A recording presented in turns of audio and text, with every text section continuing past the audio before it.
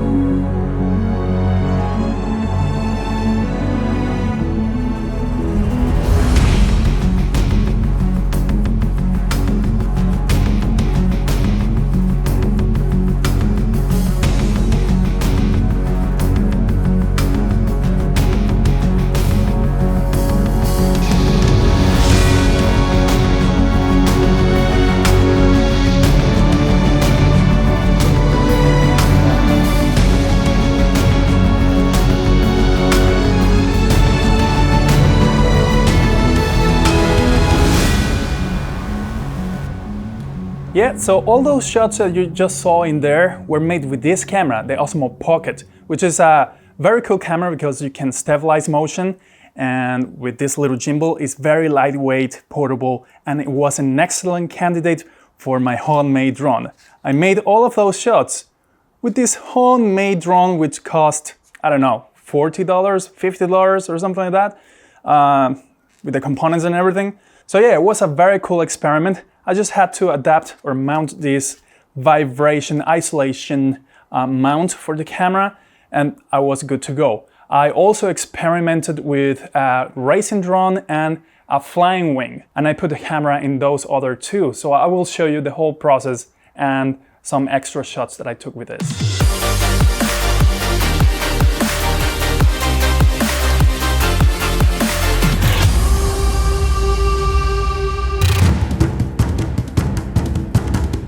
Let's talk a little bit more about how I achieve this final footage.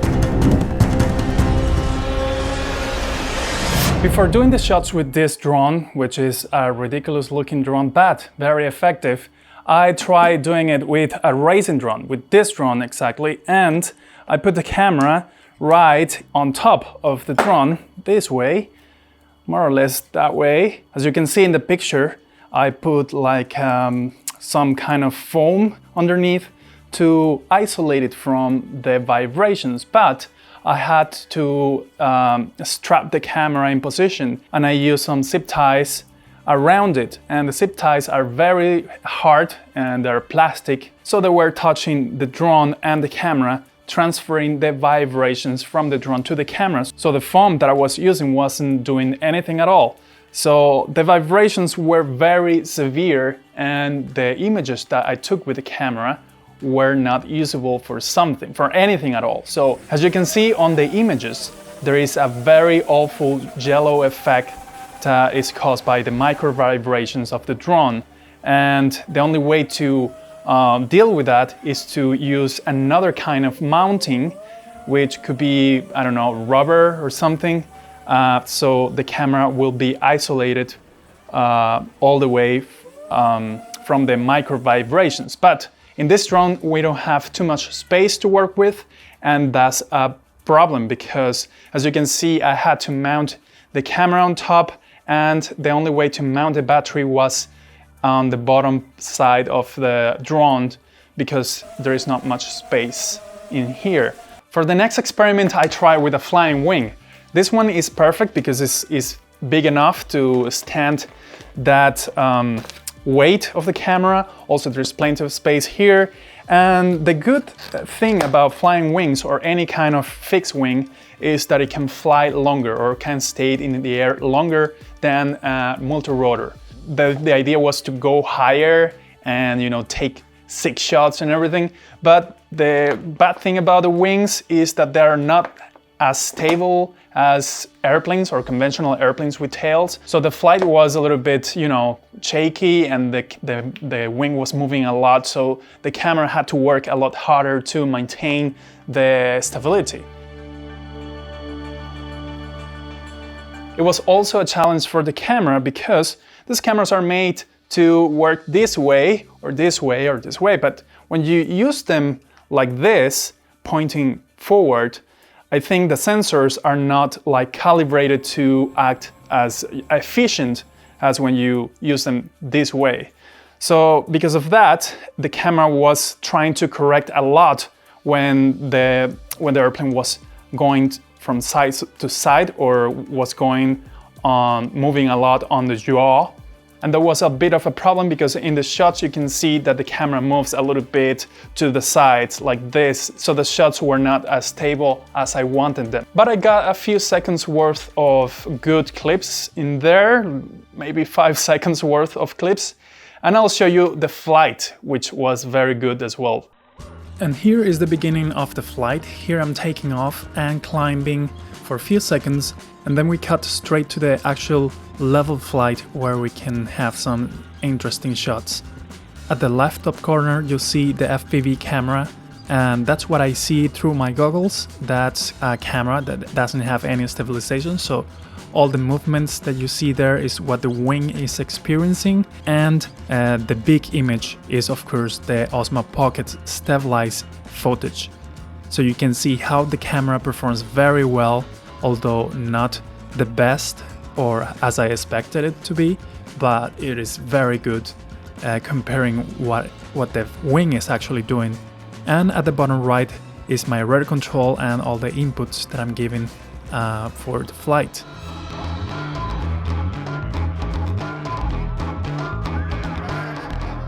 It was a short flight. I was testing different modes of the camera, and finally I just went for a landing.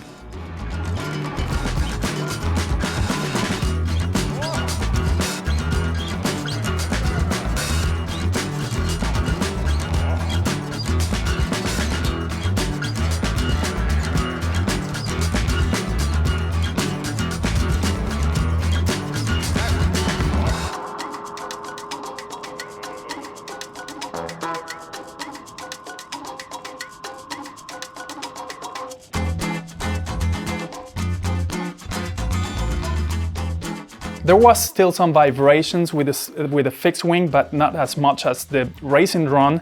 And I noticed that the camera is very sensitive to these micro vibrations, so I had to make a special mount for the next flights. So because there's not much space in between the walls in the fixed wing for the camera, I try another drone, and this time I used this one. I built this drone in a previous video to make a battle boss from the Fortnite video game Fly. If you want to see that video, I'll leave a link in there or in the description. But it was very fun, and then when I didn't need the boss anymore, I just took the drone because it could be actually useful for something, for experiments like this, and I was right. The only modification I had to do is to add this mounting here, which is using some rubber observers, so it is very good isolating the camera from the vibrations. The camera goes like this, and that's it. The camera is not feeling micro vibrations or violent micro vibrations from the motors, and the only thing the camera has to do is its normal job, which is stabilizing the little camera underneath. The actual camera is around $300, 300 euros, something like that. And this drone, well, if you know how to build it, you won't have any problem, and it will be very cheap. It will be, I don't know, like $40. Well, if you don't have a rudder control, you will have to buy one, which is around $50 more. But if you want to do aerial footage for real, I wouldn't recommend doing this because this is not as reliable as a DJI drone, and it is more complicated to control it because it doesn't have a GPS and all of that. I can add it, but it will be more expensive and more hours of work to make it work. So in the end, I wouldn't recommend doing this unless you are crazy like me. Apart from that, there are some Chinese drones that are around the same price of the Osmo Pocket itself, and they can shoot 4K. Of course, they're not the best video quality out there, but they can do the most basic functions of a DJI drone, like GPS, return to home, and all of that. Almost like a clone from DJI drones, but very, very cheap. So in the end, I just did it because it was fun for me. But I wouldn't recommend it, and well, I will use this for something else like dropping parachutes or whatever other experiment. And I hope you liked this video, and if you did, please leave a like and consider subscribing, because that would be amazing and would make me happy to produce more videos. I'll see you in the next project.